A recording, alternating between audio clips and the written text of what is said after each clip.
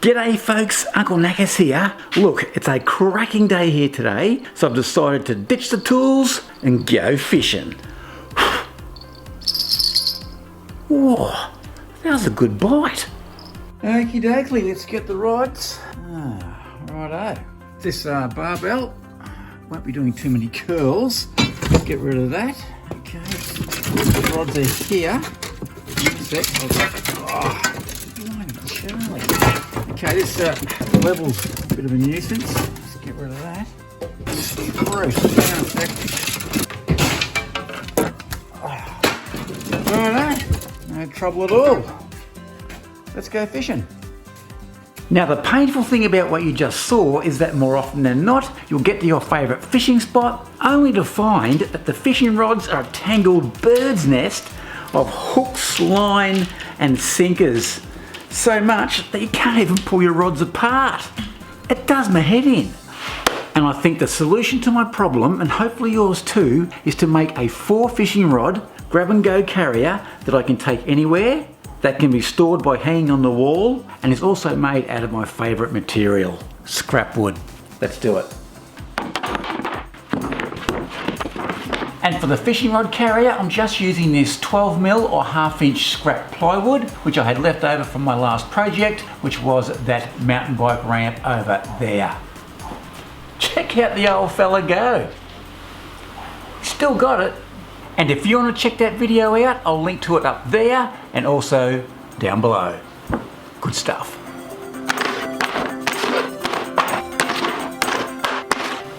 That's more like it. I've gone out and I've grabbed myself a chopping board straight from the kitchen, and this is what we'll be using as our template for our grab and go fishing rod holder thingamajig thingy. Too easy. Now the template is going to be used for either end of the carrier, and as you can see, we are 250mm wide and 360mm long, and these here are the approximate imperial conversions, which are 9 3/4 of an inch and 14 1/4 of an inch.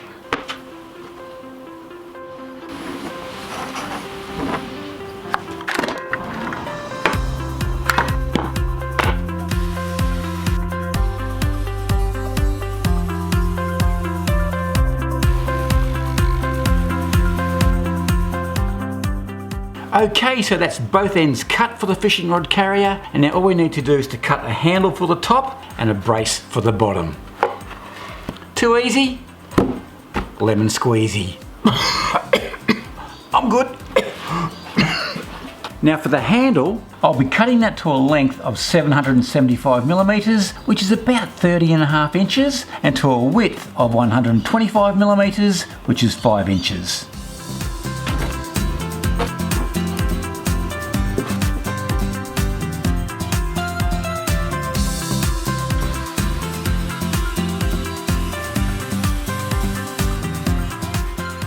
And for the bottom brace, I'm going to cut that the same length as the top, which is 775mm or about 30.5 inches, and to a width of 100mm, which is 4 inches.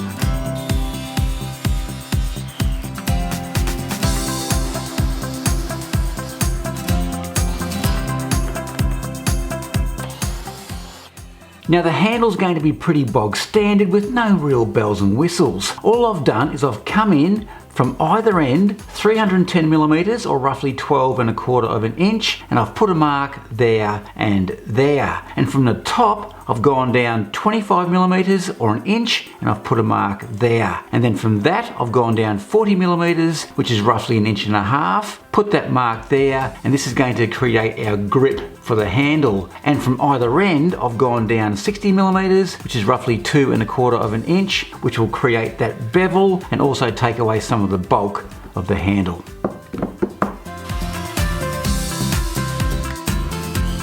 Now if you guys are interested in working along with me, all of the different tools I'm using will be linked below so you can check them out there. There you go, pretty basic, but it feels really good. Since we're talking about fishing, how's this? I went out the other day, didn't catch anything, as per usual, so I thought I'd duck into the fish and chip shop on the way home to get some fish and chips. And while I'm in there, true story, a guy walks in there with a fish under his arm. And he says to the guy behind the counter, "Hey mate, do you make fish cakes?" And the guy behind the counter says, "Yeah, we make fish cakes." And the guy goes, "Great, it's his birthday."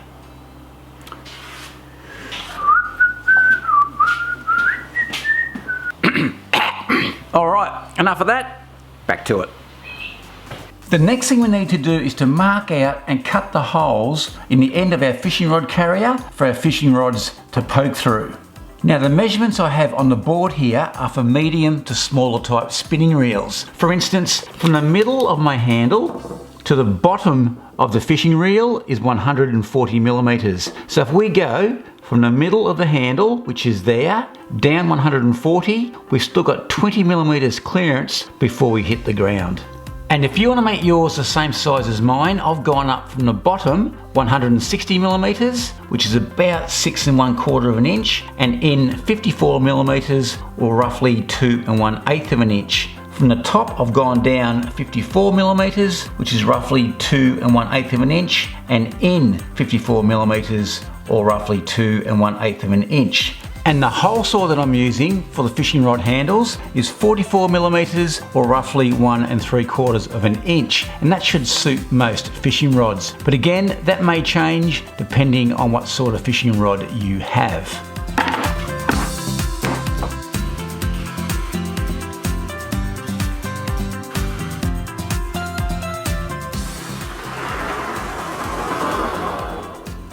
Now here's a handy little hole sawing tip that'll hopefully save you some time. It's a real pain in the backside when you're drilling a hole with a hole saw and the plug gets caught and you can't remove it. So most hole saws come with a little hole, which you can see there, that you poke something through and that will push the plug out. But what I like to do is to simply unscrew the auger, just like that, push it through. That frees everything up. Then you can just simply unscrew the plug and Bob's your uncle. Too easy.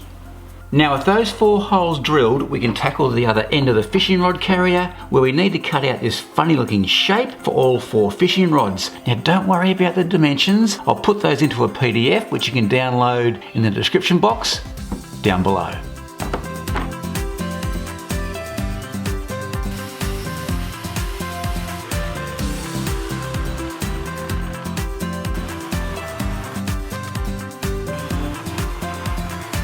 Alright, I reckon that's looking pretty good.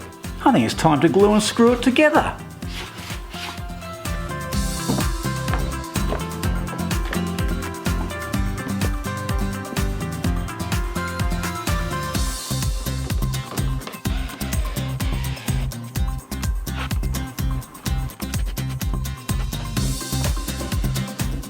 Beautiful. And that's the frame done. Love it. Alrighty, that is looking pretty darn snazzy. Now to finish this off, all we need to do is to make that mounting bracket and then give it a couple of coats of a clear satin varnish. Now this is what the wall bracket looks like, and we need to cut out this shape here.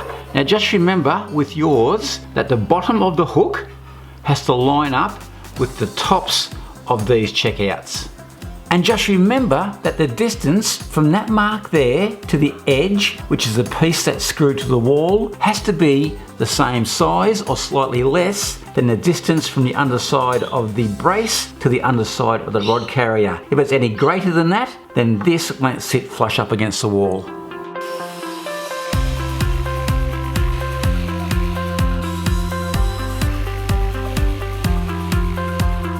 So there's the wall bracket all finished, and to use it you just simply attach this to the wall, line those hooks up with the slots, place them inside like that, slide it up and bang, you're locked in.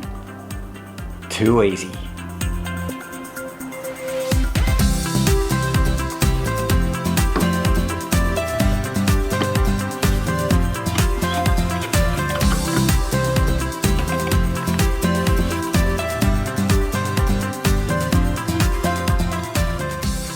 And after all that hard work, this is how it turned out. And I have to say, I am really happy with the end result. Now there's a couple of things here, which I didn't mention earlier. This little hook and the felt which is in there. So stick around and I'll explain why I did that in just a sec. Now if we come back over here to the wall, this is where the wall bracket is mounted, and that is just simply screwed to the wall into a stud in 3 different spots. Now if we come back to the fishing rod carrier for an overall look, and I have to say this is an absolute little ripper. Now the reason for adding these eyelets, and there's 4 of them, 1, 2, 3 and 4, is that to stop the rods from moving around during transit, just simply attach one of these small ocky straps to those eyelets, and that will lock the rods in place and stop them from moving around. Beautiful. And I also stuck down some of this sticky backed felt just inside here to stop the rods and the line from rubbing on that wood. It securely holds 4 fishing rods for storage and for transport.